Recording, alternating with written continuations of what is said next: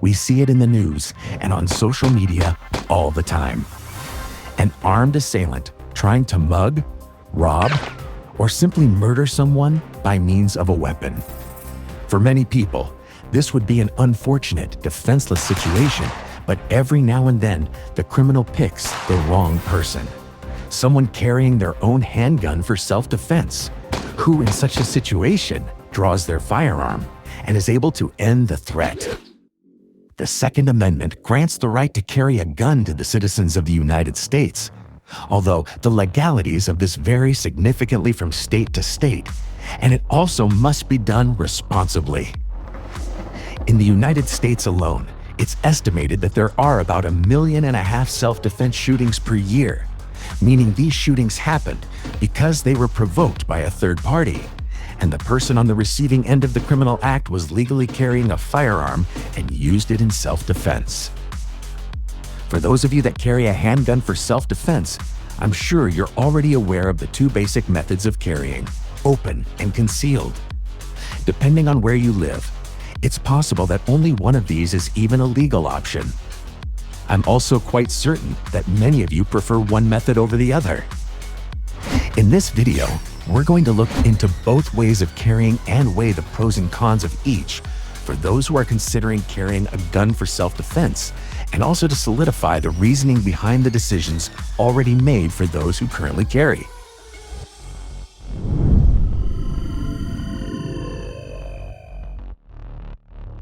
Ever since crime has existed, people have carried weapons to defend themselves. With the invention of the firearm, particularly pocket-sized guns, they too have been carried for self-defense. The first of these was the Chinese-made hand cannon that came about as early as the 12th century, which was initially used by troops. As technology progressed, this evolved into the matchlock, the wheellock, the flintlock, and then into the percussion cap weapons as the world entered the 19th century. After this more primitive series of guns, things began to get more modern with the invention of the revolver, first made commercially successful with Samuel Colt's new model, the Colt Patterson revolver, in 1836. This made carrying a firearm much more practical due to the ability to carry a gun with multiple preloaded shots that were able to be fired quickly if and when needed. Eventually replacing the revolver are the modern semi-automatic handguns of today, largely thanks to inventor John Moses Browning, among many others, whose firearm designs are fundamental to the ones most commonly carried in today's world. Some of these include the model 1911 series, Glock pistols, Smith & Wesson's M&P series, and the popular Sig Sauer handguns. First, we'll delve into open carry, which is, as the name implies, carrying a handgun that is in open view and visible for all to see. For some, this is the preferred method of carrying a firearm. However, this can be both a good thing and a bad thing. Probably one of the first things that comes to mind when we think of open carry are the cowboys and outlaws of the Old West.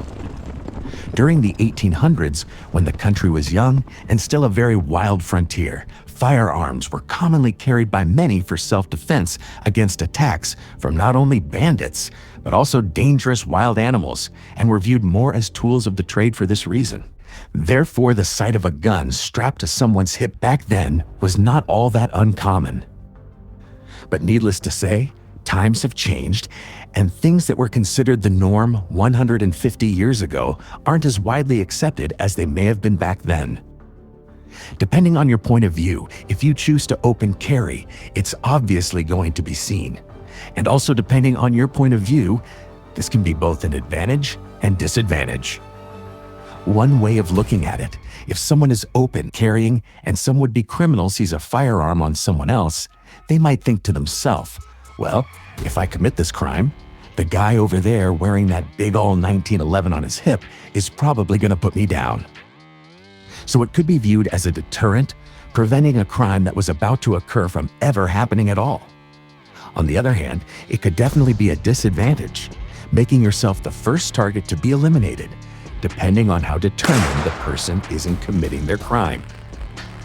Let me show you another example of making yourself a target.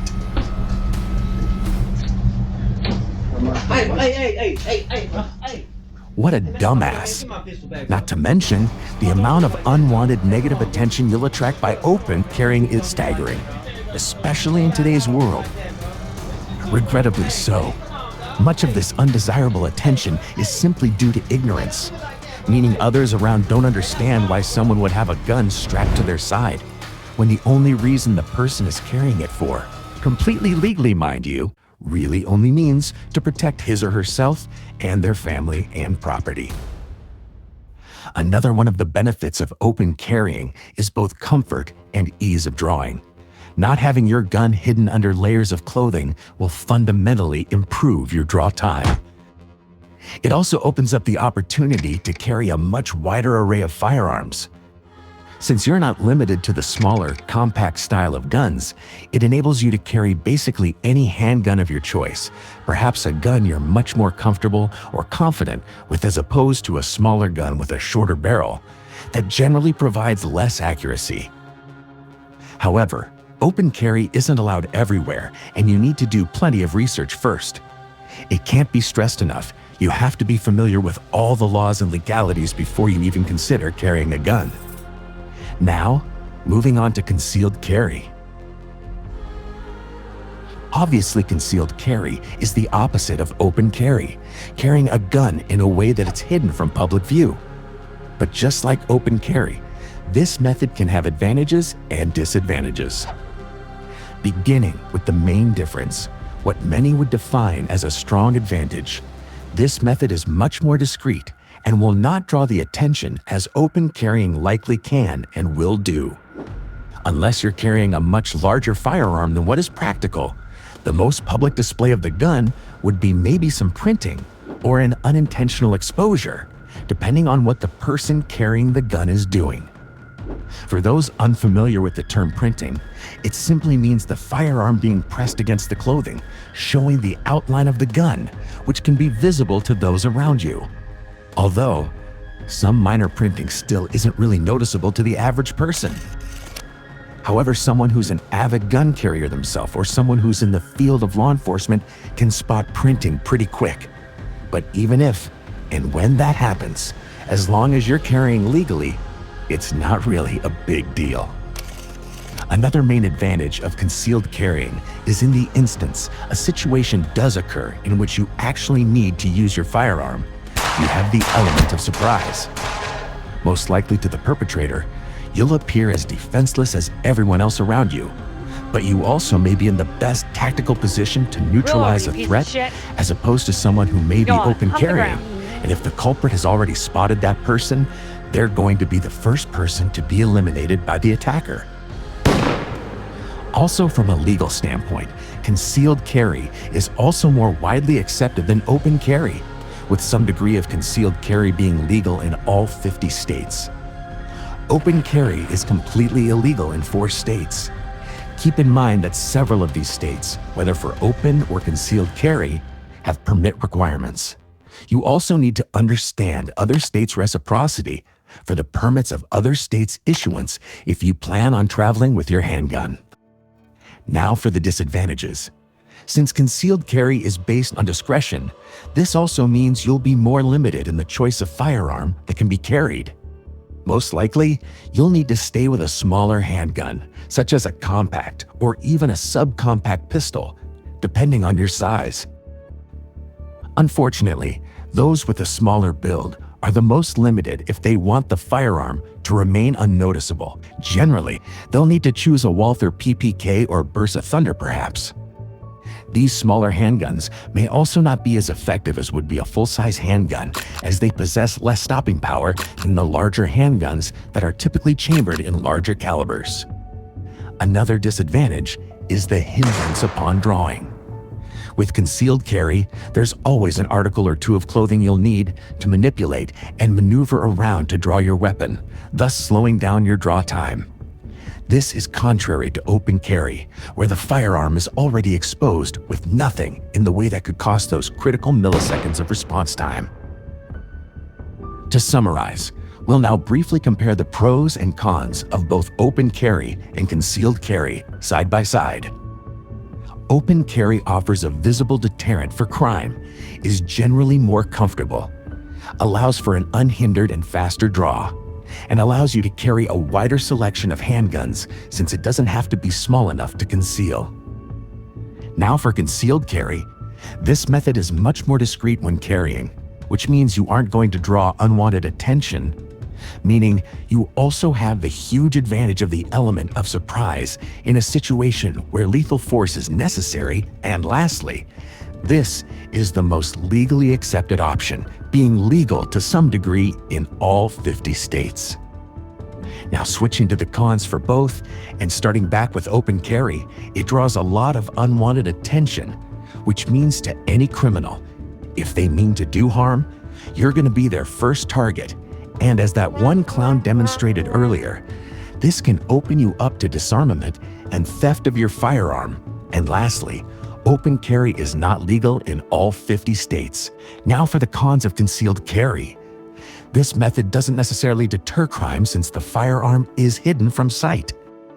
You're more limited on your choice of handgun since they generally need to be smaller, which generally means these guns have a smaller cartridge offering less stopping power, and the draw is typically hindered by clothing, meaning the draw will be slower.